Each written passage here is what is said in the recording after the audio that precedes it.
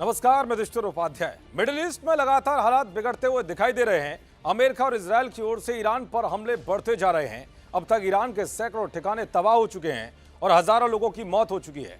तो ईरान भी इजरायल पर ताबड़तोड़ मिसाइलें दागते हुए तबाही मचा रहा है। इसी बीच अमेरिका ने अपना तीसरा एयरक्राफ्ट कैरियर स्ट्राइक ग्रुप रवाना करके हड़कंप मचा दिया है। युद्ध को खतरनाक मोड़ पर जाता देख दुनिया भर के देश अलर्ट पर हैं और अपने नागरिकों की सुरक्षा के लिए बड़े कदम उठा रहे हैं। खाड़ी देशों में फंसे भारतीयों की घर वापसी के लिए मोदी सरकार ने भी बड़ा ऑपरेशन शुरू कर दिया है। सैकड़ों लोगों को अब तक विमानों के जरिए भारत लाया गया है, लेकिन अचानक भारत ने ओमान की खाड़ी में खतरनाक युद्धपोत उतारकर दुनिया में हलचल तेज कर दी है। दरअसल भीषण तनाव के बीच भारत ने हॉर्मुज स्ट्रेट के मुहाने पर अपना स्टील्थ डेस्ट्रॉयर आईएनएस सूरत तैनात कर दिया है। आईएनएस सूरत किसी भी हालत से निपटने में सक्षम वॉरशिप है। इस युद्धपोत की तैनाती ऐसे वक्त में हुई है जब हिंद महासागर में अमेरिकी सबमरीन ने ईरान के डैना युद्धपोत पर अटैक कर उसे ध्वस्त कर दिया है, जिसके बाद से ही तनाव और बढ़ गया है। ऐसे में इस बात की चर्चा तेज हो गई है कि भारत ने आईएनएस सूरत को ओमान की खाड़ी में क्यों तैनात किया है। दरअसल मिडिल ईस्ट में बढ़ते तनाव की स्थिति को भांपते हुए भारत ने अपनी नौसैनिक मौजूदगी मजबूत कर दी है। आईएनएस सूरत की ओमान की खाड़ी में तैनाती समुद्री व्यापार मार्गों की सुरक्षा सुनिश्चित करने और जरूरत पड़ने पर भारतीय नागरिकों की निकासी के लिए की गई है।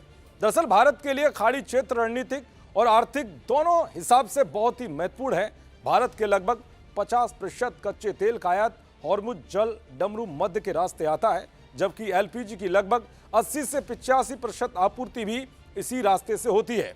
इसके अलावा अदन की खाड़ी से होकर भारत का लगभग 90% समुद्री व्यापार गुजरता है। ऐसे में भारत ने इस क्षेत्र में अपनी मजबूती बढ़ा दी है। उधर ईरान ने स्ट्रेट ऑफ हॉर्मुज को लेकर अमेरिका और इजरायल को खुली चुनौती दी है। ईरानी सैन्य अधिकारियों ने कहा है कि अगर ट्रंप में हिम्मत है तो वो तेल टैंकरों को अमेरिकी युद्धपोत की सुरक्षा में इस रास्ते से निकाल कर दिखाए। ईरान की इस चेतावनी ने मिडिल ईस्ट में टेंशन बढ़ा दी है। चलिए अब आपको बताता हूं कि भारत ने जिस स्टील्थ वॉरशिप को ओमान की खाड़ी में उतारा है वो कितना ताकतवर और खतरनाक है। दरअसल भारतीय नौसेना का अत्याधुनिक युद्धपोत आईएनएस सूरत जनवरी 2025 में नौसेना में शामिल किया गया था। ये स्वदेशी प्रोजेक्ट 15B के तहत बना एक गाइडेड मिसाइल स्टील्थ डेस्ट्रॉयर है और इसे भारत के सबसे आधुनिक युद्धपोतों में गिना जाता है। इसकी सबसे बड़ी खासियत यह है कि भारत का पहला ऐसा युद्धपोत है जिसे इंटीग्रेटेड एआई ड्रिवन सिस्टम के साथ डिजाइन किया गया है, जिससे निगरानी, वॉर मैनेजमेंट और रख रखाव की क्षमता काफी बढ़ जाती है।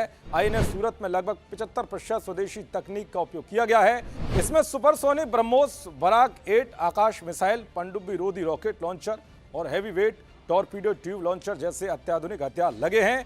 ये हथियार इसे समुद्र, हवा और पानी के नीचे से आने वाले खतरों का प्रभावी ढंग से मुकाबला करने में सक्षम बनाते हैं। इसकी स्टील्थ तकनीक इसे दुश्मन के रडार से बचने में मदद करती है। इसमें 16 ब्रह्मोस सुपरसोनिक एंटीशिप मिसाइलें भी लगी हैं जो दुश्मन के जहाजों को निशाना बनाने में सक्षम है। इसलिए इसे दुनिया के सबसे उन्नत स्वदेशी विध्वंसक जहाजों में माना जाता है। यानी कि तनाव के बीच भारत ने भी समंदर में अपनी मजबूती बढ़ा दी है, जो किसी भी परिस्थिति से निपटने के लिए सक्षम है। देखते रहिए जी न्यूज़। नमस्कार।